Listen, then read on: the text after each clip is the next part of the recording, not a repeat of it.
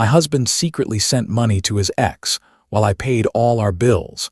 I thought I was protecting our marriage by covering rent and groceries alone, until one bank notification exposed weekly transfers to his ex, a hidden apartment, and a lie so big it blew up our entire family group chat in minutes.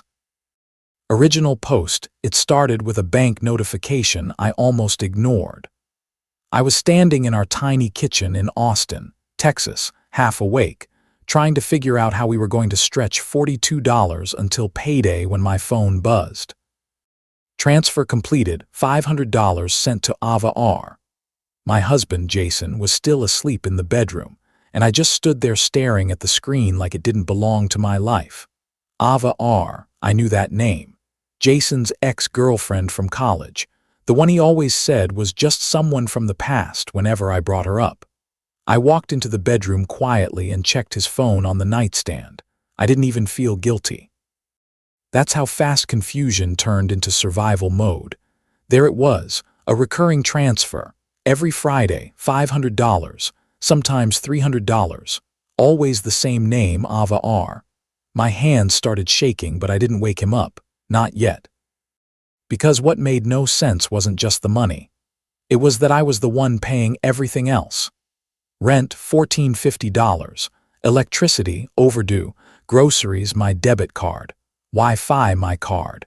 Even his car insurance had quietly switched to "I'll reimburse you later," which never came. And I was doing it, thinking we were struggling together. I went back to the kitchen and opened our joint account. That's when I saw it. A second pattern. Cash withdrawals on the same days, right before the transfers, like he was hiding the trail on purpose. By the time Jason walked into the kitchen, I was already sitting at the table with my phone face down. He smiled like everything was normal. "Morning, babe." I looked at him and said the only thing I could manage. "Who is Ava R.?" The smile didn't fully disappear, but something behind his eyes did. Update 1. Jason froze for maybe 2 seconds. Then he laughed lightly like I had told a bad joke. "Ava, why are you going through my stuff?" That sentence alone told me everything. Not "who told you that?" Not "that's not true." Just offense. Immediate defense. I slid my phone across the table, the notification still glowing.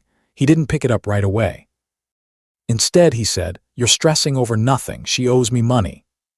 That was his first lie, and I knew it instantly, because I had seen enough of our finances to know we didn't have money to lend anyone. I said, $500 every Friday is not debt repayment. That's a payment plan."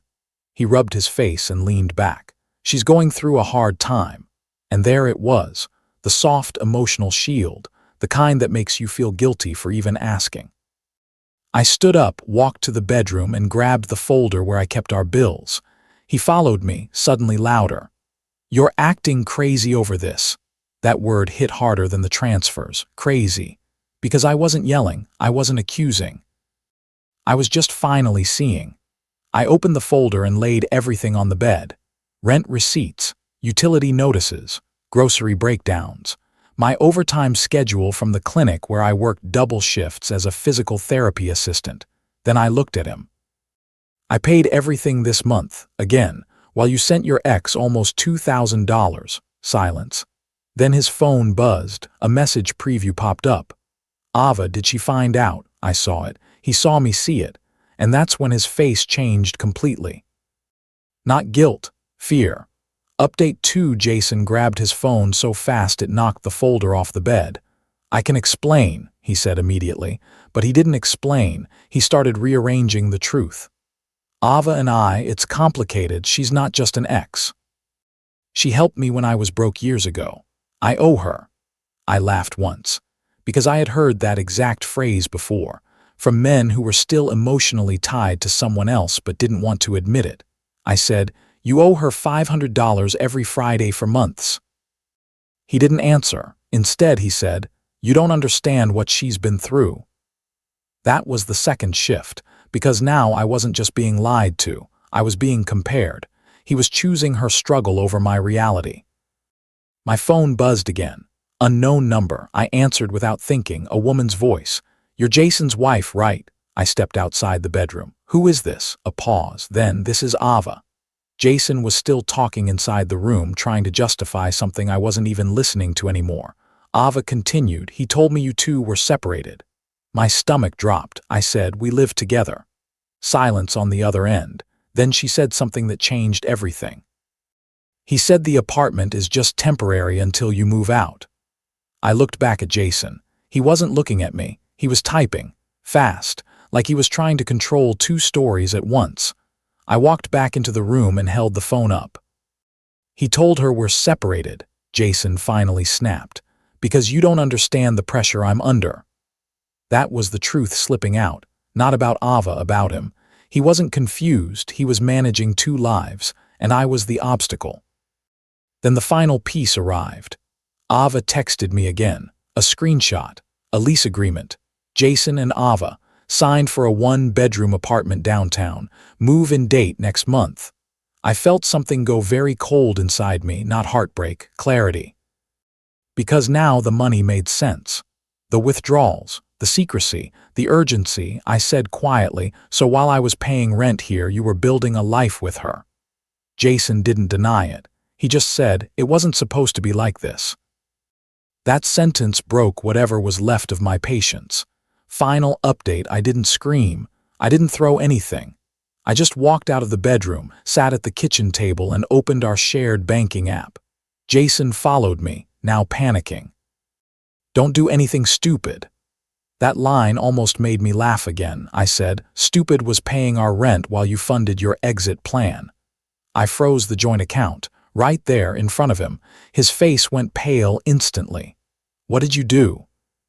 I said, "I stopped funding your double life." He grabbed his keys like he was leaving to fix something somewhere else, but there was nothing left to fix, because Ava had already texted me again. "I didn't know he was still living with you. I'm sorry." And just like that, his entire story collapsed from both sides. No backup lies, no emotional shield, no control.